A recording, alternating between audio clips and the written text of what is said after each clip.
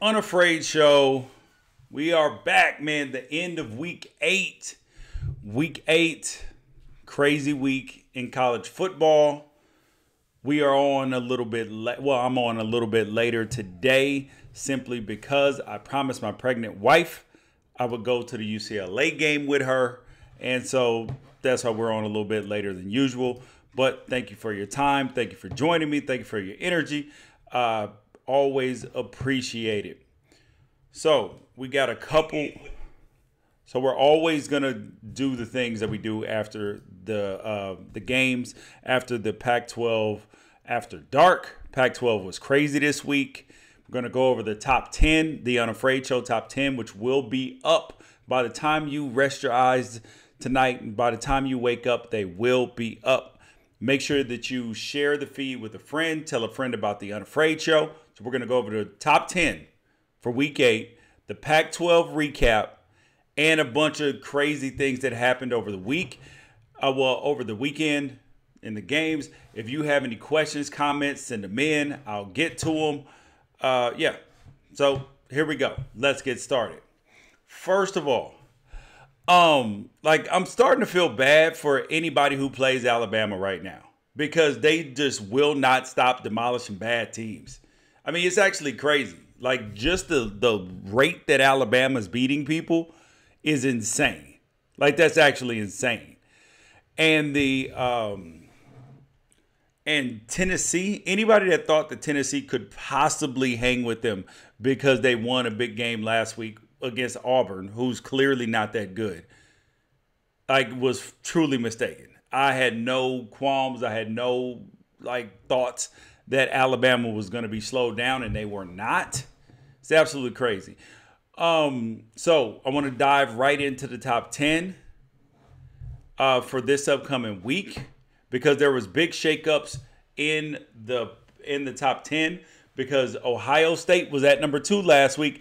Guess who's not sitting at number 2 right now because they got boat raced by Purdue. I mean, it was disgusting what Purdue did to Ohio State. And it was kind of crazy because Ohio State, their quarterback, Dwayne Haskins, threw for 470 yards and 2 touchdowns. The team only had 1 turnover, and they only got 20 points. How does that happen? It doesn't make any sense. It's weird. So here are the top 10 for week 9, upcoming week 9. Number 1, we got Alabama. I know that I say that the top 10 are based on 3 criteria, which is strength of schedule. Well, the schedule that you've played, not who you're going to play, but the schedule that you've played, how many quality wins that you have, and your dominance. And when you look at Alabama, Alabama has a terrible schedule so far.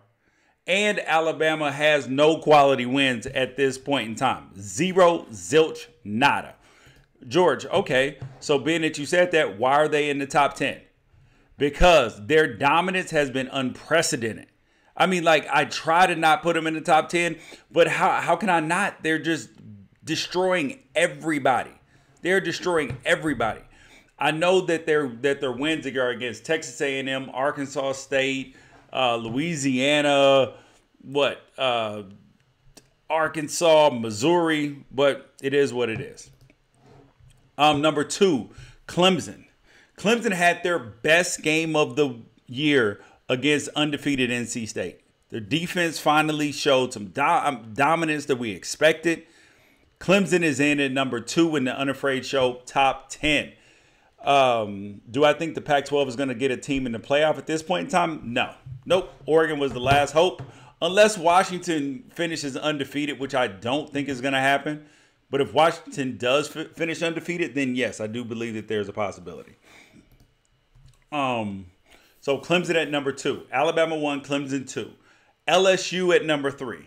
LSU moved up a spot ahead of Notre Dame. Simply because Notre Dame was on a bye, and the last time we saw Notre Dame was against Pitt, and they didn't look all that hot. And LSU continues to handle their business. I'm not giving them a ton of credit for the game, for the wins against Miami and against Auburn, because those don't count as top 10 wins. Somebody just asked a question about Texas. They said Texas is one of the best positions. I'll get to them in a second because they are in the top 10. Because at LSU, I don't give them top 10, even though people are like, they have 3 top 10 wins. They don't have 3 top 10 wins. They have 1 top 10 win. Because Miami, who's unranked right now, and then Auburn, who's clearly terrible right now, like, those were based upon preseason rankings. So I can't give you top 10 wins. Yes, those are notable wins because you beat name brand teams. But I can't give you top 10 wins. And that's why LSU can't be number 1 at this point in time. But I will tell you their defense is really good. But their offense is going to need to step up if they're going to compete with Alabama. Number 4, Notre Dame. They were on a bye this week. But like I just said about Pitt the week before, I love Ian Book at quarterback. And there's something about this team that feels like that Notre Dame is finally going to have a team that's going to be competitive in the playoff. The last time they played in the national championship was against Alabama, I think in the Orange Bowl, and they got demolished. Like, it was super bad. Number 5, Texas. Somebody just asked about Texas. They said, is Texas one of the teams in the best position to make the playoff? 100%. Texas is in a great spot to make the top 10. I'm sorry, to make the college football playoff. They, by far, are in one of the best spots. Simply because they're playing in the Big 12, and if they go undefeated, and Oklahoma, I'm pretty sure Oklahoma is going to go undefeated the rest of the way out. So then they'll have to play each other again. So then you're going to have 2 top 10 teams, probably top 5 teams playing each other again. And you are going to get the winner of that game. The winner of the Big 12 championship will 100% be in the playoffs. Because they're only going to have 1 loss. They're going to have a bunch of wins over quality teams, over teams that are in the top 25. So they're going to be undeniable to be in the playoff. 100% undeniable, the Big 12, if Texas goes undefeated or if Oklahoma goes undefeated. Either way. Number 6 in the Unafraid Show top 10, Oklahoma.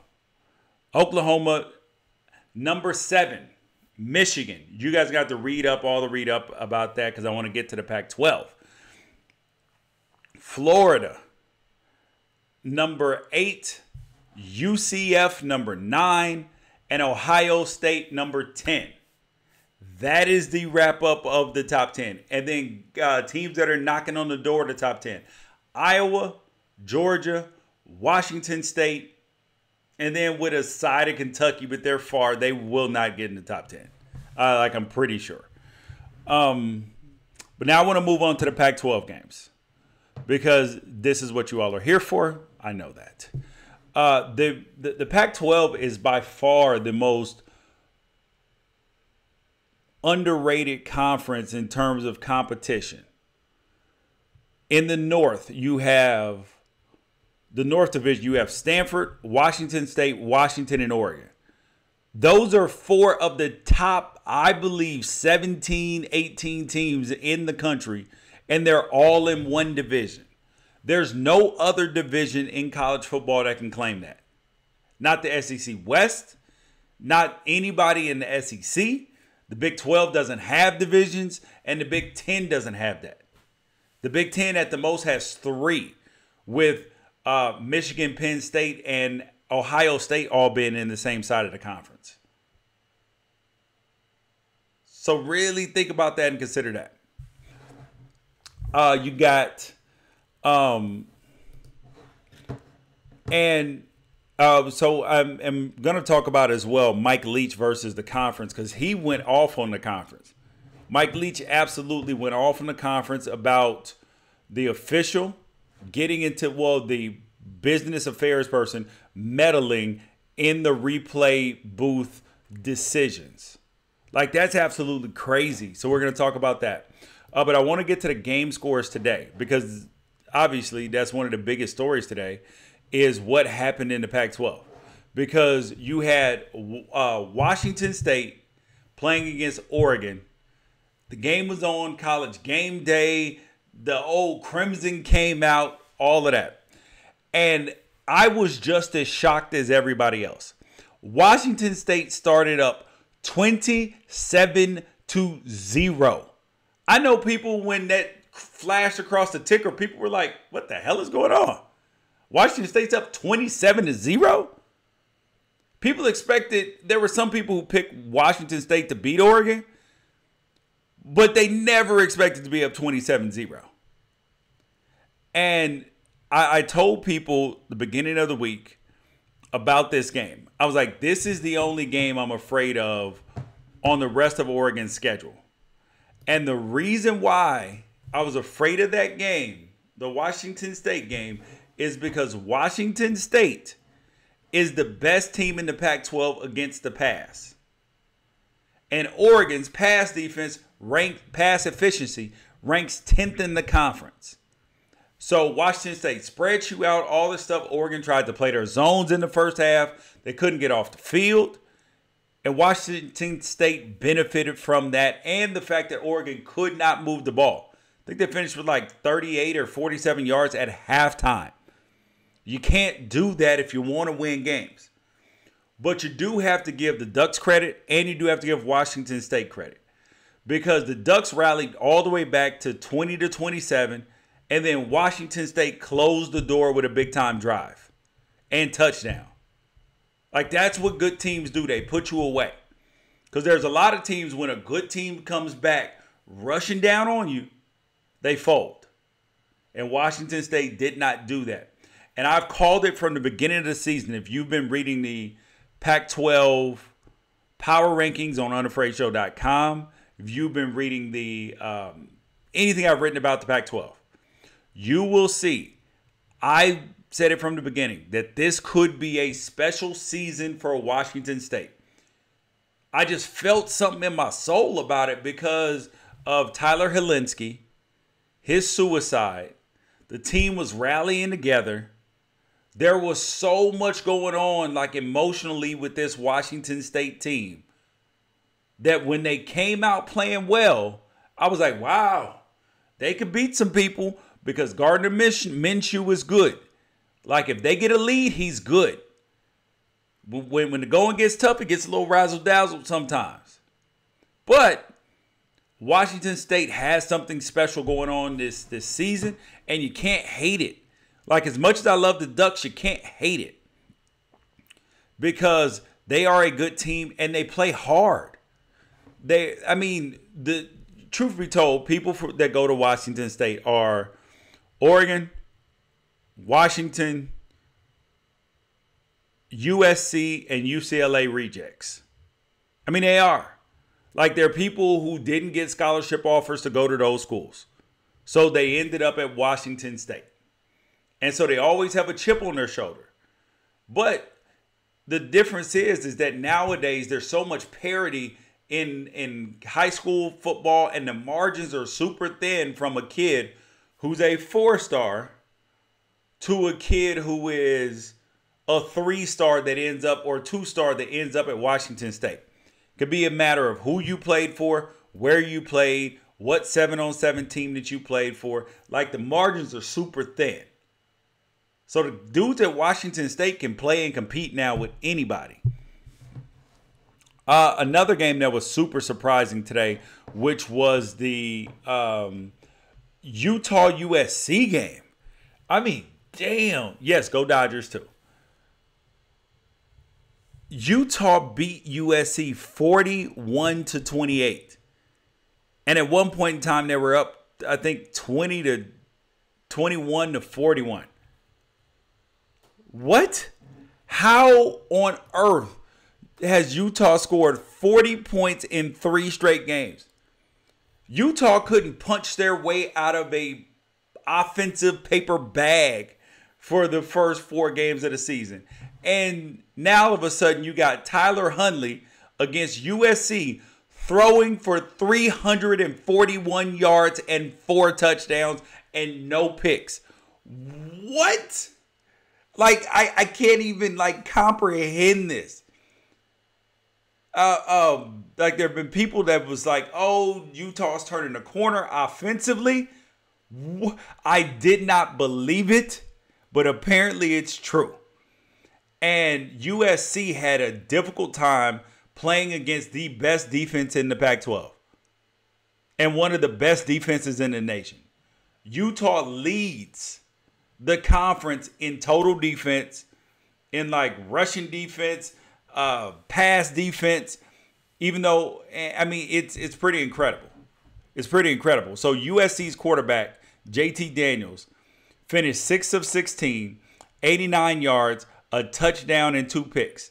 Both of their quarterbacks, so Daniels and Fink, both played. They combined for 132 yards and 2 touchdowns and 2 picks. Whoa, that's not going to get it done. And they ran for a grand total of 73 yards. That's not going to get it done. So Utah's defense is the catalyst for their offense. And I mean, they get them in good field position. They're getting turnovers. I mean, it's just getting out of hand for them. I mean, it really, really is. I mean, and this is a game that USC started out 14-0. Like, let's really keep this in perspective. USC started out 14-0 and lost 41-28. Wow. Wow, wow, wow. So when the Pac-12 power rankings come out this week, you know who's making a big leap is Utah. But I want to know what you guys think as well, because my initial thoughts are, I mean, I got to put Washington State 1. I mean, clearly. And then Oregon or Washington 2, but Oregon just beat Washington last week. And then Utah hasn't beat any of the teams in front of them. So I think that's where we're going to have to go, even though Utah is trending way up. Like, they are trending all the way up. All the way up.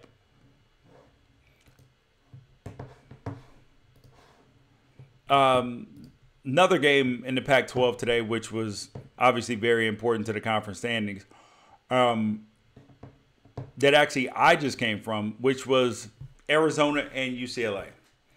This isn't necessarily big for the top of the conference in the Pac-12 South, but for the bottom, yes, it is. Because Arizona has now cemented themselves as the worst team in the Pac-12 South right now. They have to be. UCLA has won 2 straight games. They did it without their quarterback the whole game, Dorian Thompson-Robinson, because he got hurt. They brought in the senior that transferred from Michigan. He came in, played well. And the reason why Chip Kelly's team is winning games right now is because of one simple factor that people don't realize about Chip Kelly's offense. Chip Kelly needs to be able to run the football. He's not a spread them out, throw the ball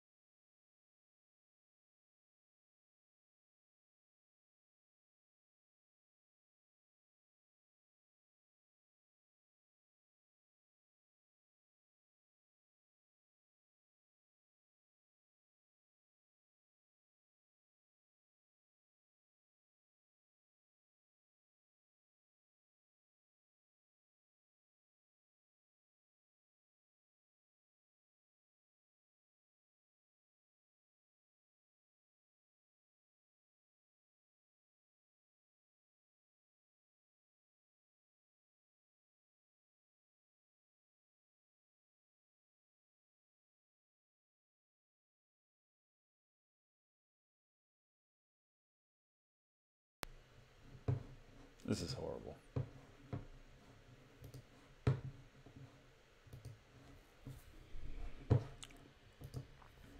Oh, here we go. So can everybody hear me now?